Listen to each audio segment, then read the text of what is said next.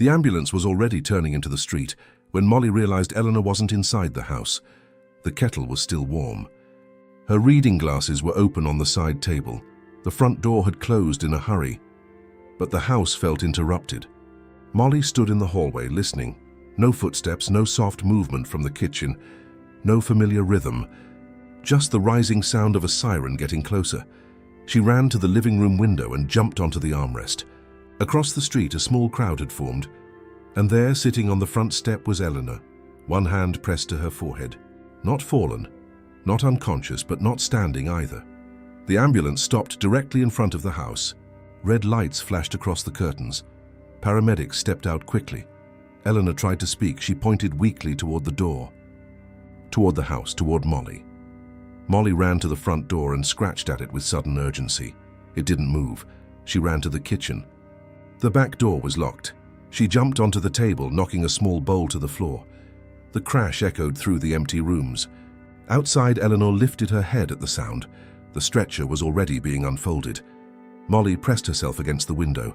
If she did nothing, the night would not continue inside this house, and something inside her knew. This wasn't over.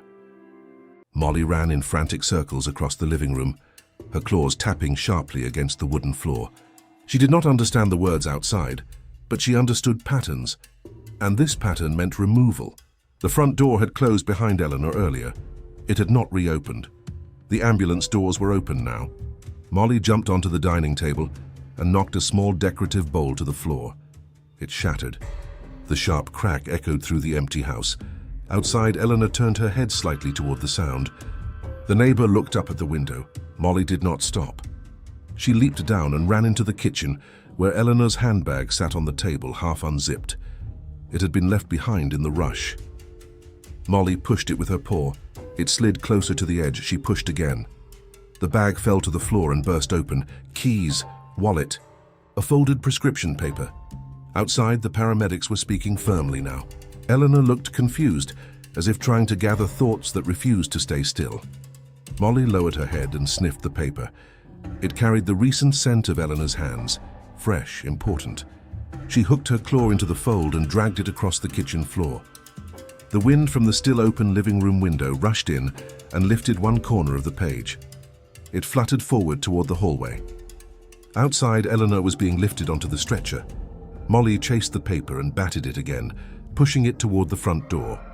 She scratched at the door with renewed urgency, then pushed the paper against the narrow gap beneath it.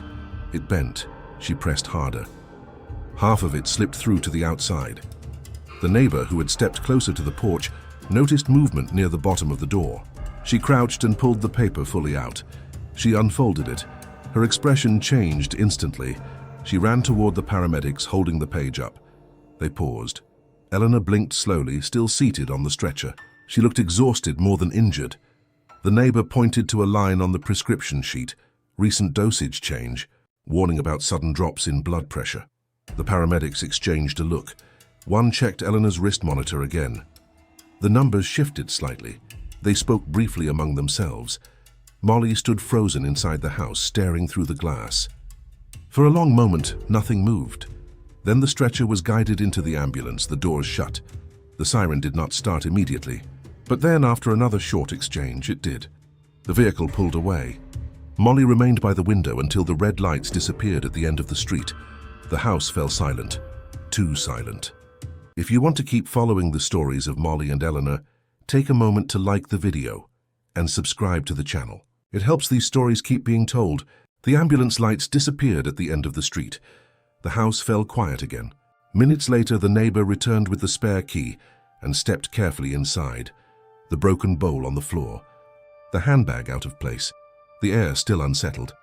She moved slowly, restoring order. The window was closed. The glass pieces swept away. The bag placed neatly back on the table. The house looked normal again, but it didn't feel normal. Molly followed her from room to room, watching the door more than anything else. Hours passed. Shadows stretched across the walls. When the door finally opened again, it was already dark. Eleanor stepped inside, slower than before, but upright. The hospital had adjusted her medication. They said it was a precaution. They said she should rest. The neighbor helped her sit in the armchair. and placed a glass of water nearby. Molly approached carefully. A trembling hand rested briefly against her back. For a moment, the rhythm of the house seemed restored. The neighbor left. The lights were dim. The clock ticked. Eleanor placed her hands on the armrests and slowly tried to stand. She swayed, just slightly. But enough. And this time there was no ambulance waiting outside. Molly reacted before the sound of imbalance fully formed. She sprang to her feet and darted directly into Eleanor's path, forcing her to stop mid-step. Eleanor blinked, disoriented. She tried to step around the cat. Molly moved again, blocking her path deliberately. Eleanor attempted another step toward the kitchen. Her body leaned forward too far. Molly raced ahead, jumped onto the kitchen table and knocked the empty glass of water to the floor. It shattered loudly. The crash snapped Eleanor's focus. She froze. She steadied herself against the doorframe. Her breathing grew shallow. Molly leapt down and began circling her ankles, meowing sharply and repeatedly, refusing to allow forward movement. Eleanor lowered herself carefully back into the chair. For a few minutes she remained seated, eyes closed, trying to regulate her breathing. Molly did not leave, but the dizziness did not fully disappear. After a short while, Eleanor attempted again to stand.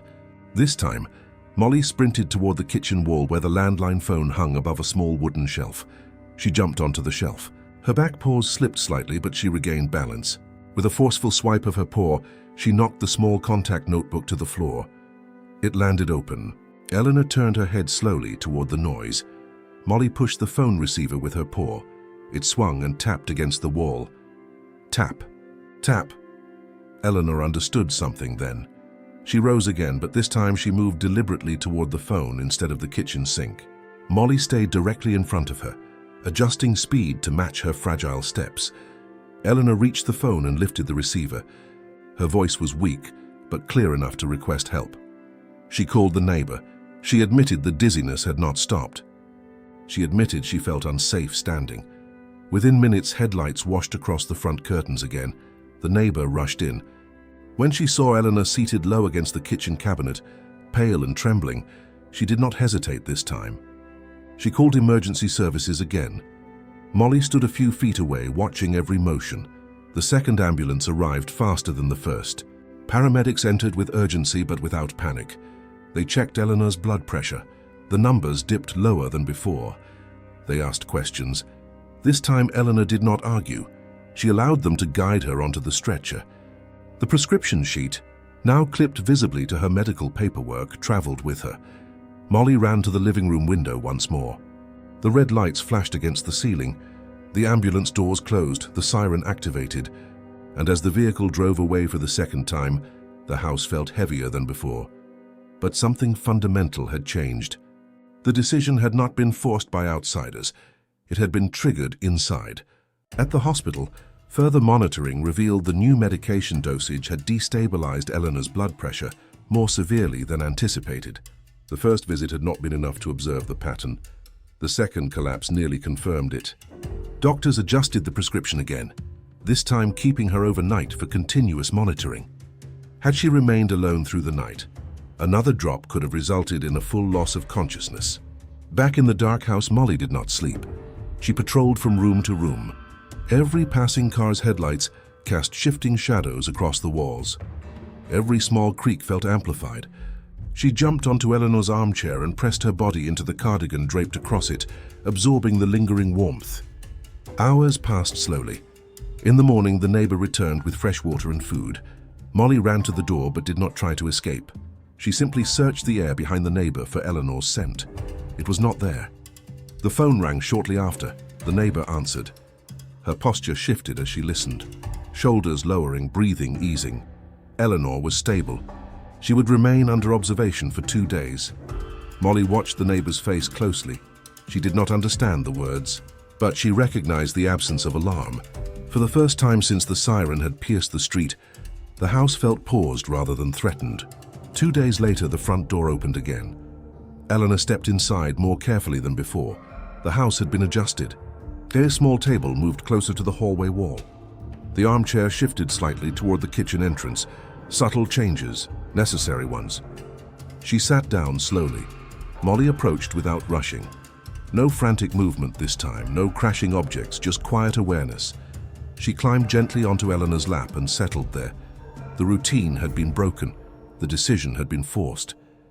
The consequence had been real, but adaptation followed. Now, before standing, Eleanor paused. She looked down and Molly watched her. The house was the same, the walls had not changed, but the balance had, more careful, more alert, more prepared. That night, when the wind brushed softly against the curtains, there was no siren, only silence and vigilance. If you want to keep following the stories of Molly and Eleanor, take a moment to like the video and subscribe to the channel. It helps these stories keep being told.